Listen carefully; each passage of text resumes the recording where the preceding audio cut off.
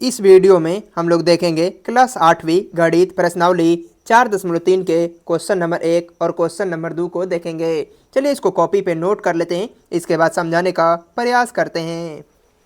जैसा कि question number 1 में यहाँ पे दिया गया है कि दो सिक्कों को एक साथ उछाला जाता है, एक सिक्के के चित आने की क्या प्रायिकता है।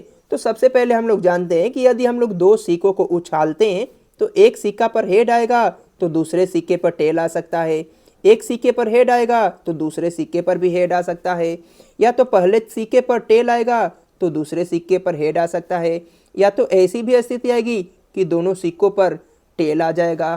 तो हम लोग जानते हैं कि जो कुल परिणामों की संख्या 1 2 3 4, तो सबसे पहले हम लोग यहाँ पे लिखेंगे कि चूंकि सिक्कों पर आए कुल परिणाम, जो कुल परिणामों की संख्या है 1 2 3 4 है, तो सबसे पहले यहाँ पे लिख देंगे 4। और यहाँ पे बोला गया प्रश्न में चित, चित का अर्थ होता है हेड कह सकते हैं।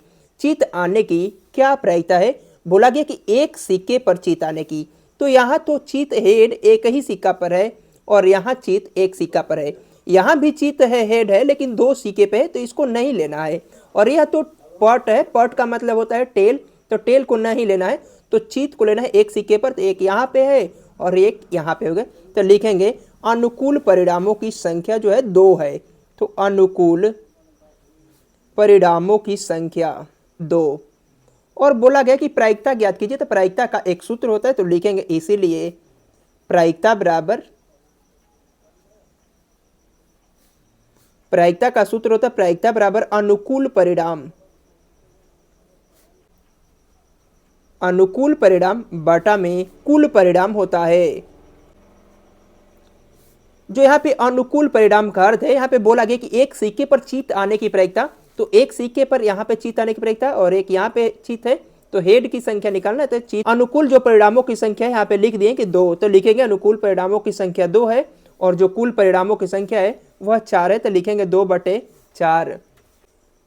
इसके बाद हम लोग काट देंगे 2 एकम 2 और 2 दूना का 4, तो कह सकते हैं कि 1/2 यही इसका आंसर हो जाएगा। क्वेश्चन नंबर 2 में यहाँ पे दिया गया कि एक थैले में 6 सफेद 11 लाल और 7 पीले रंग की गेंद है। बोला गया कि एक थैले में जो गेंदों की संख्या है 6 सफेद गेंद है, 11 लाल गेंद है और 7 पीले गेंद है। उस थैले में से एक पीले गेंद निकालने की प्रायिकता ज्ञात करें। इस थैले में से पीले गेंद निकालने की प्रायिकता ज्ञात करना है, तो सबसे पहले हम लोग लिखेंगे कि चूंकि सफेद गेंदों की संख्या, तो यहाँ पे लिखेंगे कि सफेद गेंदों की संख्या,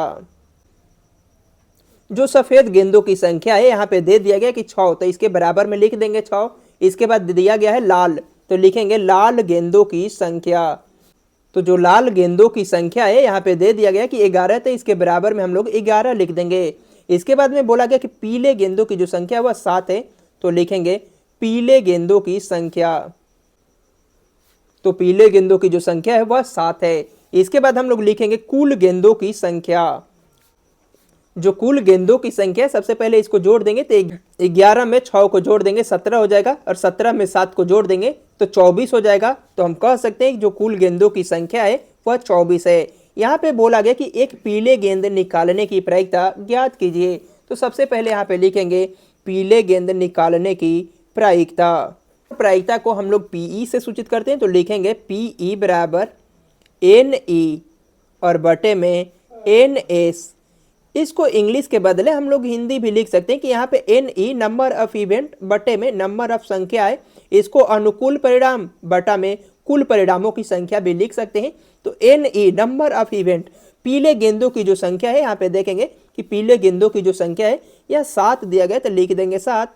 और नंबर ऑफ संख्या, जो नंबर ऑफ संख्या दिया गया यहाँ पे कुल गेंदों की जो संख्या है तो 24 है, तो हम कह सकते हैं कि 7/24 यही इसका आंसर हो जाएगा।